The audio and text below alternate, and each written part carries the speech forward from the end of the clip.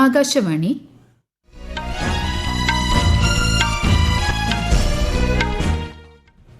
നമസ്കാരം. വാർത്തകൾ വായിക്കുന്നത് അശ്വതി.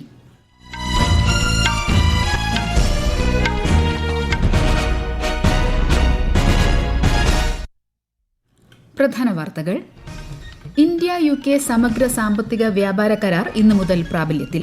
കരാറിലൂടെ 99% ഇന്ത്യൻ കയറ്റുമതി ഉൽപ്പന്നങ്ങൾക്കും നികുതി ഇളവ്. 12ാമത് ബ്രിക്സ് തൊഴിൽ മന്ത്രിമാരുടെ 2 ദിവസത്തെ യോഗത്തിന് ഇന്ന് ഹൈദരാബാദിൽ തുടക്കമാകും. ഇന്ത്യൻ വംശജനായ നാസ ബഹിരാകാശ യാത്രികൻ അനിൽ മേനോൻ ഉൾപ്പെട്ട 3-അംഗ സംഘം അന്താരാഷ്ട്ര ബഹിരാകാശ നിലയത്തിൽ. വിയറ്റ്നാം ബോട്ട് അപകടത്തിൽ മരിച്ച മലയാളി ദമ്പതികളുടെ സംസ്കാരം ഇന്ന് കൊട്ടാരക്കരയിൽ. നൈപുണ്യം പങ്കാളിത്ത ഭാവിക്കായി എന്ന പ്രമേയവുമായി ഇന്ന് ലോക യുവജന നൈപുണ്യ ദിനം. ഫിഫ ലോകകപ്പ് ഫുട്ബോളിൽ ഫ്രാൻസിനെ തകർത്ത് സ്പെയിൻ ഫൈനലിൽ. വാർത്തകൾ വിശദമായി. ഇന്ത്യ UK സമഗ്ര സാമ്പത്തിക വ്യാപാര കരാർ ഇന്നു മുതൽ പ്രാബല്യത്തിൽ. ചരിത്രപരമായ ഈ കരാറിലൂടെ ഇന്ത്യയിൽ നിന്നും കയറ്റുമതി ചെയ്യുന്ന 99% ഉൽപ്പന്നങ്ങൾക്കും UK വിപണിയിൽ നികുതി ഇളവ് ലഭിക്കും. വിശദാംശങ്ങളിലേക്ക്. 2030 ഇന്ത്യയും UKയും തമ്മിലുള്ള ഉഭയകക്ഷി വ്യാപാരം $100 ബില്യൺ ആക്കാൻ സമഗ്ര സാമ്പത്തിക വ്യാപാര കരാറിലൂടെ ലക്ഷ്യമിടുന്നു. കരാറിലൂടെയുള്ള നികുതി ഒഴിവാക്കൽ ഇന്ത്യൻ കയറ്റുമതിക്കാർക്ക് ഏറെ പ്രയോജനം ചെയ്യും. സംസ്കരിച്ച വിവിധ ഭക്ഷ്യ ഉൽപ്പന്നങ്ങൾക്ക് 70% വരെയും സമുദ്രോൽപ്പന്നങ്ങൾക്ക് 21%-ലധികവും എഞ്ചിനീയറിംഗ് ഉൽപ്പന്നങ്ങൾക്കും വാഹന ഘടകങ്ങൾക്കും ഏകദേശം 18%, തുകൽ പാദരക്ഷ ഉൽപ്പന്നങ്ങൾക്ക് 16% വരെയും തുണിത്തരങ്ങൾക്ക് ഏകദേശം 12% വരെയും ഉണ്ടായിരുന്ന തീരുവ ഇനിയുണ്ടാകില്ല. വ്യാപാര കരാറിന് കീഴിൽ UKയിലേക്കുള്ള ആദ്യ ചരക്ക് കൊച്ചിയിൽ നിന്ന് ഇന്നലെ ഫ്ളാഗ് ഓഫ് ചെയ്തു. UKയിലെ ഇന്ത്യൻ പ്രൊഫഷണലുകളുടെ തൊഴിൽ സഞ്ചാരവും മത്സരശേഷി ശക്തിപ്പെടുത്തുന്നതിനുള്ള ഡബിൾ കോൺട്രിബ്യൂഷൻ കൺവെൻഷൻ സാമൂഹിക സുരക്ഷാ കരാറും ഇന്ന് പ്രാബല്യത്തിൽ വരും. News desk Akashvani. ഇന്ത്യ മാലദ്വീപ് സ്വതന്ത്ര വ്യാപാര കരാറിനായുള്ള ആദ്യഘട്ട ചർച്ചകൾ പൂർത്തിയായി. മാലദ്വീപിന്റെ 2ാമത്തെ വലിയ വ്യാപാര പങ്കാളിയാണ് ഇന്ത്യ. ഇരു രാജ്യങ്ങളും തമ്മിലുള്ള ഉഭയകക്ഷി വ്യാപാരം 2025-26 വർഷത്തിൽ $771 മില്യൺ അധികമായിരുന്നു. നിർദ്ദിഷ്ട സ്വതന്ത്ര വ്യാപാര കരാർ ഇരു രാജ്യങ്ങളുടെയും ഉഭയകക്ഷി സാമ്പത്തിക വ്യാപാര ബന്ധങ്ങൾ കൂടുതൽ ശക്തിപ്പെടുത്തുമെന്നും പ്രതീക്ഷിക്കുന്നു. 12ാമത് ബ്രിക്സ് തൊഴിൽ മന്ത്രിമാരുടെ യോഗം ഇന്ന് ഹൈദരാബാദിൽ ആരംഭിക്കും. 2 ദിവസത്തെ യോഗത്തിൽ കേന്ദ്രമന്ത്രി മൻസുഖ് മാണ്ഡവ്യ അധ്യക്ഷത വഹിക്കും. ഇന്ത്യയുടെ പ്രതിരോധശേഷി, നവീകരണം, സഹകരണം, സുസ്ഥിരത എന്നിവയ്ക്കായുള്ള നിർമ്മാണം എന്നിവ യോഗത്തിൽ ചർച്ചയാകും. സാമൂഹിക സുരക്ഷ, തൊഴിൽ വിപണികളുടെ ശാക്തീകരണം, തൊഴിൽ മേഖലയിൽ സ്ത്രീകളുടെ പങ്കാളിത്തം വർദ്ധിപ്പിക്കൽ എന്നിവയുൾപ്പെടെ മന്ത്രിമാർ ചർച്ച ചെയ്യും. ഹോർമുസ് കടലിടുക്കിൽ വാണിജ്യ കപ്പലുകൾക്ക് നേരെയുണ്ടായ ആക്രമണത്തിൽ ഇറാൻ ഡെപ്യൂട്ടി ചീഫ് ഓഫ് മിഷനെ വിളിച്ചുവരുത്തി ഇന്ത്യ ശക്തമായ പ്രതിഷേധം അറിയിച്ചു. വാണിജ്യ കപ്പലുകൾക്ക് നേരെയുള്ള ആക്രമണങ്ങൾ അവസാനിപ്പിക്കണമെന്നും നയതന്ത്ര ചർച്ചകളിലൂടെ പശ്ചിമേഷ്യയിൽ സമാധാനം പുനഃസ്ഥാപിക്കണമെന്നും വിദേശകാര്യ മന്ത്രാലയ വക്താവ് രൺദീപ് ജയ്സ്വാൾ പറഞ്ഞു. पश्चिम एशिया में जो भी गतिविधियां चल रही हैं उस पर हम लगातार नजर रखे हुए हैं. हमारा मानना है कि स्ट्रेट ऑफ हॉर्मुज के रास्ते सुरक्षित और आजाद नौ परिवहन और व्यापार के पक्ष, जिसका हम हमेशा से बात करते रहे हैं, इससे यह सुनिश्चित किया जा सकता है कि लोगों का आर्थिक सुरक्षा, उनके ऊर्जा का सुरक्षा पूरे दुनिया में, सिर्फ भारत में नहीं पूरे दुनिया में उस पर आधारित है. സ്പെയിൻ സന്ദർശനം പൂർത്തിയാക്കി കേന്ദ്രമന്ത്രി പീയൂഷ് ഗോയൽ ബെൽജിയത്തിന്റെ തലസ്ഥാനമായ ബ്രസൽസിലെത്തി. ബെൽജിയം ഉപപ്രധാനമന്ത്രി ഡേവിഡ് ക്ലാരൻവാളുമായി ശ്രീ ഗോയൽ കൂടിക്കാഴ്ച നടത്തി. വ്യാപാരം, നിക്ഷേപം, സാങ്കേതികവിദ്യ, ലോജിസ്റ്റിക്സ്, തൊഴിൽ ശക്തി എന്നിവയിൽ ഇന്ത്യ ബെൽജിയം സഹകരണം വികസിപ്പിക്കുന്നതിനെക്കുറിച്ച് ഇരു നേതാക്കളും ചർച്ച ചെയ്തു. ഇന്ത്യ യൂറോപ്യൻ യൂണിയൻ സ്വതന്ത്ര വ്യാപാര കരാറിന്റെ പരിവർത്തന സാധ്യതകളെക്കുറിച്ച് ഇരു നേതാക്കളും അഭിപ്രായം പങ്കുവച്ചു. റെയിൽവേ പദ്ധതികൾക്കായുള്ള ഭൂമി ഏറ്റെടുക്കൽ പ്രക്രിയ കൈകാര്യം ചെയ്യുന്നതിനായി റെയിൽ ഭൂമി പോർട്ടൽ ആരംഭിക്കുമെന്ന് കേന്ദ്രമന്ത്രി അശ്വിനി വൈഷ്ണവ്. ഇനി മുതൽ വളങ്ങൾ കണ്ടെയ്നറുകളിൽ കൊണ്ടുപോകാനാകുമെന്നും അന്തരീക്ഷ മലിനീകരണം തടയാൻ താപനിലയങ്ങളിൽ ഉണ്ടാകുന്ന ഫ്ലൈ ആഷ് കണ്ടെയ്നറുകളിൽ മാത്രമേ കൊണ്ടുപോകാവൂ എന്നും അദ്ദേഹം അറിയിച്ചു. ധാതു ബ്ലോക്കുകളുടെ 8ാം ഘട്ട ലേലം കേന്ദ്ര കൽക്കരി ഖനി മന്ത്രി ജി കിഷൻ റെഡ്ഡി ഇന്ന് ന്യൂഡൽഹിയിൽ ഉദ്ഘാടനം ചെയ്യും.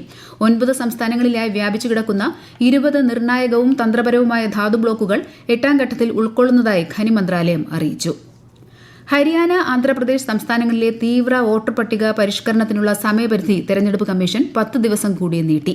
പുതുക്കിയ സമയക്രമമനുസരിച്ച് ഈ മാസം 24 വരെ BLOമാർ വീടുകൾ തോറും സന്ദർശിക്കും. ഇന്നലെ വരെയായിരുന്നു നേരത്തെ സമയം അനുവദിച്ചിരുന്നത്. കരട് വോട്ടർ പട്ടിക ഈ മാസം 31-ന് പ്രസിദ്ധീകരിക്കും. ഇന്ത്യൻ വംശജനായ നാസ ബഹിരാകാശ യാത്രികൻ അനിൽ മേനോൻ ഉൾപ്പെട്ട 3-അംഗ സംഘം 8 മാസം നീളുന്ന ദൌത്യത്തിനായി അന്താരാഷ്ട്ര ബഹിരാകാശ നിലയത്തിലെത്തി. കസക്കിസ്ഥാനിലെ ബൈക്കനൂർ കോസ്മോഡ്രോമിൽ നിന്ന് റോസ് കോസ്മോസ് സോയൂസ് MS-29 ദൌത്യത്തിന്റെ ഭാഗമായാണ് യാത്ര. 2027 ഏപ്രിലിൽ സംഘം മടങ്ങിയെത്തും. ഈ വാർത്തകൾ ആകാശവാണിയിൽ നിന്ന്. ആകാശവാണി വാർത്തകളും വാർത്താധിഷ്ഠിത പരിപാടികളും All India Radio News Thiruvananthapuram YouTube ചാനലിലും @All India Radio News Thiruvananthapuram Facebook പേജിലും AR News_ തിരുവനന്തപുരം ഇൻസ്റ്റഗ്രാം അക്കൌണ്ടിലും @AR News_TVM X ഹാൻഡിലും ലഭ്യമാണ്. വിയറ്റ്നാമിൽ ബോട്ട് മുങ്ങി മരിച്ച കൊട്ടാരക്കര സ്വദേശികളായ ദമ്പതികളുടെ സംസ്കാരം ഇന്ന് നടക്കും. AC തോമസ്, ഭാര്യ ലവ്നി തോമസ് എന്നിവരുടെ മൃതദേഹങ്ങൾ രാവിലെ 10 മുതൽ 3 വരെ പുലമൺ മാർത്തോമ ജൂബിലി മന്ദിരത്തിൽ പൊതുദർശനത്തിന് വയ്ക്കും. വൈകിട്ട് 3-ന് ജൂബിലി മന്ദിരം ചാപ്പലിലെ ശുശ്രൂഷയ്ക്ക് ശേഷം കൊട്ടാരക്കര മാർത്തോമ വലിയ പള്ളിയിൽ സംസ്കാരം നടക്കും. ഓപ്പറേഷൻ തൂഫാന് പിന്തുണ അഭ്യർത്ഥിച്ച് തമിഴ്നാട് മുഖ്യമന്ത്രി ജോസഫ് വിജയുമായി ആഭ്യന്തരമന്ത്രി രമേശ് ചെന്നിത്തല ഇന്ന് കൂടിക്കാഴ്ച നടത്തും. അതിർത്തി കടന്നുവരുന്ന ലഹരി തടയാൻ 5 ദക്ഷിണേന്ത്യൻ സംസ്ഥാനങ്ങളിലെ മുഖ്യമന്ത്രിമാർ കൈകോർക്കണമെന്ന് ശ്രീ രമേശ് ചെന്നിത്തല പറഞ്ഞു. ഫ്രഞ്ച് പടയെ തകർത്ത് സ്പെയിൻ ലോകകപ്പ് ഫുട്ബോൾ ഫൈനലിൽ. ആദ്യ സെമിയിൽ ഫ്രാൻസിനെ എതിരില്ലാത്ത 2 ഗോളിന് പരാജയപ്പെടുത്തിയാണ് സ്പെയിനിന്റെ മുന്നേറ്റം. രണ്ടാം സെമിയിൽ നിലവിലെ ചാമ്പ്യന്മാരായ അർജന്റീന ഇംഗ്ലണ്ടിനെ നേരിടും. ഇന്ത്യൻ സമയം ഇന്ന് അർദ്ധരാത്രി 12:30-നാണ് മത്സരം. ആകാശവാണി പ്രതിനിധി സുരേഷ് ബാബു തയ്യാറാക്കിയ റിപ്പോർട്ട്. സ്വപ്നങ്ങൾ തോളിലേറ്റി വീണ്ടും ഒരു വലിയ പോരാട്ടത്തിനിറങ്ങുന്ന ഫുട്ബോൾ മാന്ത്രികൻ ലയണൽ മെസ്സി. കൂടെ രക്തവും ജീവനും നൽകാൻ തയ്യാറായ ഒരു തകർപ്പൻ സ്ക്വാഡ്. മറുവശത്ത് ലോക ഫുട്ബോളിലെ ഏറ്റവും മികച്ച ഫിനിഷർ ഹാരി കെയ്നിന്റെ ഇംഗ്ലണ്ട്. കൂടെ മിന്നും ഫോമിലുള്ള ജൂഡ് ബെല്ലിംഗ്ഹാം. മുന്നേറ്റത്തിന് അതിവേഗം നൽകാൻ സാക്ക. 1986-ൽ ഇതിഹാസ താരം മറഡോണയ്ക്ക് മുന്നിൽ മെക്സിക്കോ സിറ്റി സ്റ്റേഡിയത്തിൽ വീണ കണ്ണീരോർമ്മകൾക്ക് പകരം വീട്ടാനുള്ള സുവർണ അവസരമായാണ് ഇംഗ്ലണ്ട് സെമി പോരാട്ടത്തെ കാണുന്നത്. ലോക ഫുട്ബോളിൽ 6 പതിറ്റാണ്ട് പഴക്കമുള്ള അർജന്റീന ഇംഗ്ലണ്ട് വൈരത്തിലേക്ക് മെസ്സി കൂടി വരുന്നതോടെ പോരാട്ടങ്ങളുടെ പോരാട്ടമാവും നടക്കുക. ചില മത്സരങ്ങൾ പോയിന്റിന് വേണ്ടിയല്ല, ചിലത് കിരീടത്തിന് വേണ്ടിയുമല്ല, അത് ചരിത്രമെഴുതാൻ വേണ്ടിയാണ്. 3 മത്സരങ്ങളുള്ള ഇന്ത്യ ഇംഗ്ലണ്ട് ഏകദിന ക്രിക്കറ്റ് പരമ്പരയിലെ ആദ്യ മത്സരത്തിൽ ഇന്ത്യയ്ക്ക് 6 വിക്കറ്റ് ജയം. ബർമിംഗ്ഹാമിൽ നടന്ന മത്സരത്തിൽ ഇംഗ്ലണ്ട് ഉയർത്തിയ 259 റൺസ് വിജയലക്ഷ്യം പിന്തുടർന്ന ഇന്ത്യ 45.2 ഓവറിൽ 4 വിക്കറ്റ് നഷ്ടത്തിൽ 262 റൺസ് നേടി. ഇന്ത്യയ്ക്ക് 4 വിക്കറ്റ് വീഴ്ത്തിയ അക്സർ പട്ടേലാണ് പ്ലെയർ ഓഫ് ദ മാച്ച്. രണ്ടാം മത്സരം നാളെ വൈകുന്നേരം 5:30-ന് നടക്കും. ഇന്ന് ലോക യുവജന നൈപുണ്യ ദിനം. യുവാക്കളെ നിർമ്മിത ബുദ്ധി, ഡിജിറ്റൽ സാങ്കേതിക വിദ്യ എന്നീ കഴിവുകളിൽ സജ്ജരാക്കേണ്ടതിന്റെ ആവശ്യകത ഓർമ്മിപ്പിക്കുന്നതിനാണ് ദിനാചരണം. നൈപുണ്യം പങ്കാളിത്ത ഭാവിക്കായി എന്നതാണ് ഈ വർഷത്തെ പ്രമേയം. ദിനാചരണത്തിന്റെ ഭാഗമായി രാജ്യമെമ്പാടും വിവിധ പരിപാടികൾ സംഘടിപ്പിച്ചിട്ടുണ്ട്.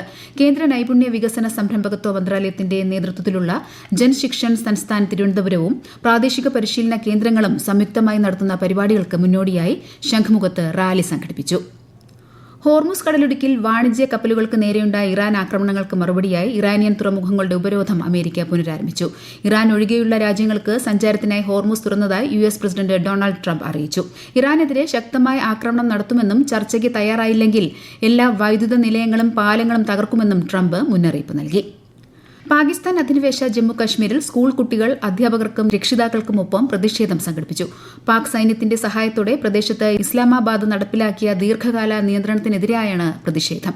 റാവലക്കോട്ടയിലെ ഈദ്ഗാഹ് ഗ്രൌണ്ടിൽ സമാധാനത്തിന്റെ പ്രതീകമായി വെള്ളക്കൊടിയുമായാണ് കുട്ടികൾ പ്രതിഷേധത്തിൽ പങ്കെടുത്തത്.